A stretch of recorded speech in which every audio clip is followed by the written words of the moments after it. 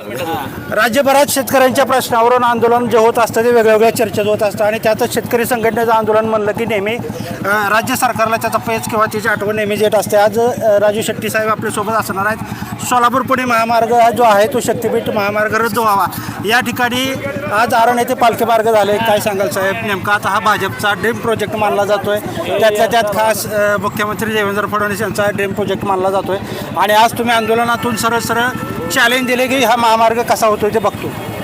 याचं कारण शक्तीपीठ महामार्गाची काही एक गरज नाही आहे. गरज नसलेला हा महामार्ग आहे.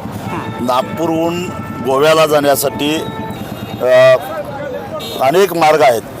विशेषतः नागपूर रत्नागिरी हा जो राष्ट्रीय महामार्ग आहे नुकताच बांधून पूर्ण झालेला आहे आणि तो कोल्हापूरपर्यंतचा जो भाग आहे तो आणि शक्तीपीठ महामार्गाचा नियोजित मार्ग हे दोन्ही एकमेकाला समांतर आहेत. मग तो रस्ता असताना दुसरा समांतर रस्ता बांधायची गरजच काय? केंद्र सरकारचा एक रस्ता आहे समजा, त्याच्यावर सुद्धा तो केवळ क्षमतेच्या 25%च वापरला जातो. कारण एका टोलवरून दररोज 40 लाख रुपये टोल वसूल व्हायला पाहिजे असं त्यांना अपेक्षित असताना केवळ 8 ते 9 लाख रुपये टोल वसूल होतो. म्हणजे केवळ क्षमतेच्या 25%च वापरला जातो. भविष्याचा वेध घेऊन समजा यांना मोठा करायचा होता तर मग आहे तोच रस्ता रुंद करा. त्याच्याकडं 8 पदरी करता येईल एवढी जमीन आधीच घेऊन ठेवलेली आहे. नवीन रस्ता करायची गरजच काय? आणि ही जी 27,000 एकर जमीन जाणार आहे त्यातली 25,000 एकर जमीन ही बागायती आहे. बागायती जमीन म्हणजे कालव्याखालची नाही आहे. शेतकऱ्यांनी लांबनं 20-25 किलोमीटर लांबवरनं पाणी आणून कर्ज काढून बागायती केलेली आहेत आणि ती सगळी जमीन बर्बाद करायचा तुम्हाला कुणी अधिकार दिलेला आहे? शिवाय हा रस्ता सरकारी फंडातून होत नाही आहे, तो खाजगीकरणातून म्हणजे कर्जातून होणार आहे. 1 लाख कोटी रुपये खर्च होणार आहे. तिथं सुद्धा मोठा भ्रष्टाचार आहे. 40-42 हजार कोटीमध्ये तो रस्ता व्हायला पाहिजे तर तो 1 लाख कोटीमध्ये व्हायला लागला आहे. म्हणजे 55 ते 60 हजार कोटी रुपये एका रस्त्यातून 2029च्या निवडणुकीसाठी काढायचा प्लॅन यांचा चालू आहे. म्हणून त्यांचा तो ड्रीम प्रोजेक्ट आहे. आम्ही हे होऊन देणार नाही. आणि हे सगळे 1 लाख कोटी रुपये कदाचित रस्ता पूर्ण होईपर्यंत 1.5 लाख कोटी होतील. हे महाराष्ट्रातल्या जनतेनं टोलच्या रूपानं परत करायचे आहेत. सरकार 1 रुपया परत करणार नाही. कर्जाला पैसे द्यायचे आहेत कुणी?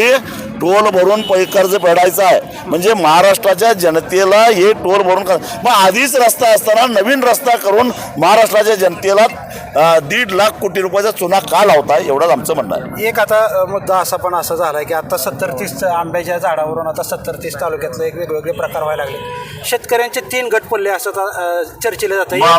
एक म्हणजे शेतकरी जो आहे एक वर्ग की जो जमीन द्यायचीच नाही.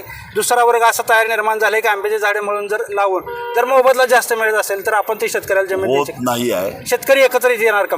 नुकसान भरपाई देण्याची सुद्धा एक काही पद्धत असते. समजा फळबागा असल्या तर फळबागा सुद्धा असं आंब्याचं झाड असेल तर त्याचं वय किती आहे त्या वयावरून त्याची नुकसान भरपाई ठरत असते. समजा 5 वर्षाच्या वयाची झाडं आणून लावली असली तरीसुद्धा त्याच्यामुळं फार नुकसान भरपाई मिळेल असं कुणी समजायचं काय? कारण मुळात नुकसान भरपाई मिळणारच नाही. कारण गेल्या वर्षाच्या पीक पाण्याला तुमचा जर ऊस तिथं असेल किंवा सोयाबीन असेल तर तुम्ही कसा 5 वर्षाचं झाड माझ्या शेतात होतं हे दाखवू शकणार आहे? आणि सगळ्यात महत्त्वाची गोष्ट म्हणजे शासनाकडं गेल्या 15 वर्षापासून प्रत्येक महिन्याचं सॅटेलाईट सर्वे केलेलं असतं आणि त्याचे रिपोर्टच असतात. जेव्हा अशा प्रकारचं प्रकरण जेव्हा महसूल खात्याकडे येतं त्यावेळी निव्वळ गावातल्या तलाट्यावर किंवा त्याच्या पीक पाण्यावर विश्वास ठेवला जात नाही तर सॅटेलाईट पिक्चर बघितलं जातं, सॅटेलाईट सर्वेचे रिपोर्ट बघितले जातात. आणि जर तुम्ही आत्ता आंब्याचे झाड 5 वर्षाचं लावलं आणि ते 2 वर्षापूर्वी तिथं काहीच नसेल तर तुम्हाला 1 रुपया मिळणार नाही. उलट 5 वर्षाचं जे आंब्याचं झाड आहे ते महागात आणून लावायचं, ते ह्या उन्हाळ्यात जगलं तर जगलं आणि तेही गेलं आणि मुळात रस्ताच होऊन देणार नाही त्यामुळं तेही मिळणार नाही. आता मुद्दा एक शेवटचा महत्त्वाचा मुद्दा येतोय की आता तुम्ही खरं तर जिद्दीला पेटलेला आहेत की शक्तीपीठ महामार्ग होऊ देणार नाही. पण प्रशासन शासन जे आहे ते आता जो प्रकार काय पोलिसांकडून आता झाला की मोर्चाच्या संदर्भात थोडंसं वेळ त्यांना जे काय करायचं ते करू देत. त्यांच्याकडे गोळ्या असतील तर आमच्याकडे गोपनीय आहेत आणि दगड आहेत, हे विसरू नये.